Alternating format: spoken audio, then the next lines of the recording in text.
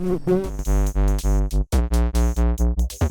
in today's video, we're going to take a look at the Razer Kishi controller, and this is compatible with most USB-C Android phones, and it does have pass-through charging with clickable analog thumbsticks. Now they're advertising a low latency connection and console quality control. Pricing on this is around $80 to $90 depending on where you get it from. I was gonna try the Jungle Cat controller they had a while back, but it was only compatible with like a few phones, and I didn't have those phones, so. It also says cloud gaming compatible. So let's go ahead and open it up and see what we've got.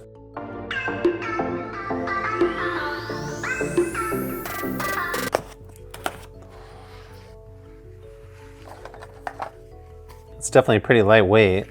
They do throw in some Razer stickers, so that's nice. And of course the user manual.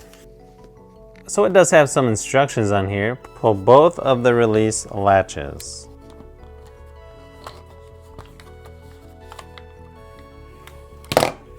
Okay, wow, this looks really fragile. Okay, so this is really different than other controllers I've tried. It's definitely a unique design they've got going here. But to put it together, you just line up these little nubs. And then the back just kind of snaps into place. I don't know, this seems a little tricky to get to close, but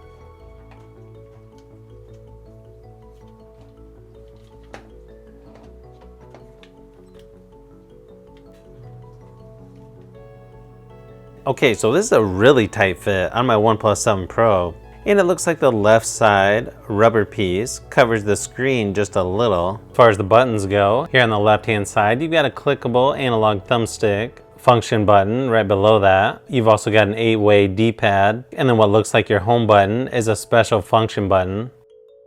On the inside of the right controller, you can see the Type-C connector. Right along here, you've got two slots, which are your speaker ports, and then your X and Y and A and B face buttons. You've got a status indicator right below that, and your right clickable analog thumbstick. On the back, you've got two different release latches, and then what keeps it all together right in the center is your retaining plate.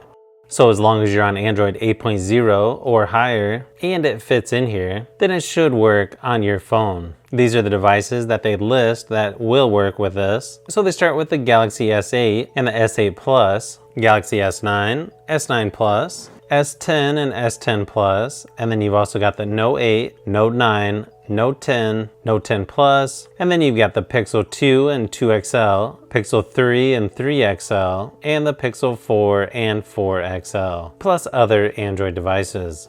Weird thing is, you can see here in the specs it does show iOS, but on the box it only talks about Android, so I don't know if they have a different version or if there's going to be an update coming later or what. There definitely is a little bit of play here on the left controller. Along the top, you got your L1 and R2 shoulder buttons, and your L2 and R2 trigger buttons.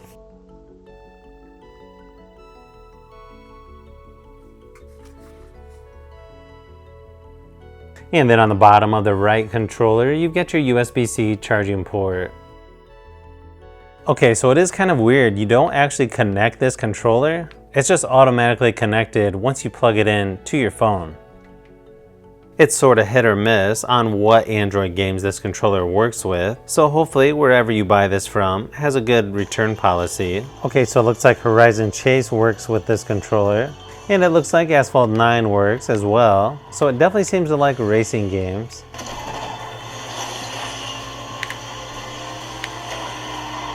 I did have one issue where the screen went black, but I wasn't sure if that was the game or if it was because of this controller, because I haven't seen that before. I can't seem to get to work on Call of Duty Mobile or PUBG Mobile. Weird thing is, on PUBG Mobile, you can look around, but that's pretty much it as far as buttons actually working.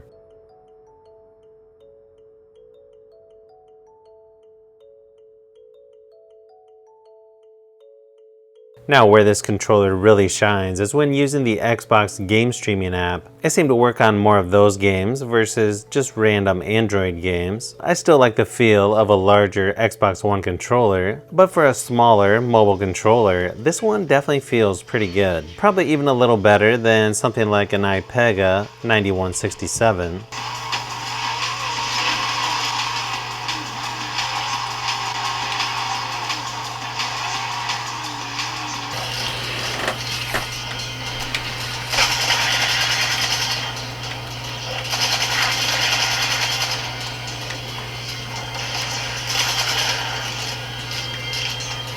Fallen are scavengers. So overall, I really like the build quality on this Kishi controller. The design on the back is a little bit weird.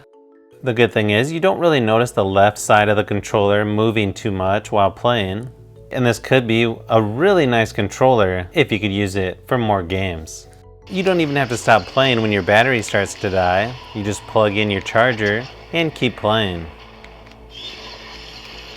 So hopefully this video gave you a little more info on the Razer Kishi Universal Gaming Controller. Now to me it's not quite as nice as an Xbox One controller, but it's definitely nicer than some of the other mobile controllers that I've tried. The good thing is this controller does work on a few Android games that I tested. The downside is it doesn't work on the games that I play the most. So that's something you'll definitely want to keep in mind if you plan on buying this controller. So let me know in the comments below which game you want me to test on this, because it might be a perfectly fine controller. If you're someone who only plays Fortnite a lot, then this controller would be just fine. But for those of you who want to play Call of Duty Mobile or PUBG Mobile, I would probably look at some of the iPega or Flight Digi controllers. So if you've made it this far into the video, you may want to say thanks by subscribing, and don't forget to give a thumbs up if this video was helpful. This is Brian from Fishbee Productions. Thanks for watching, and I'll see you on the next one.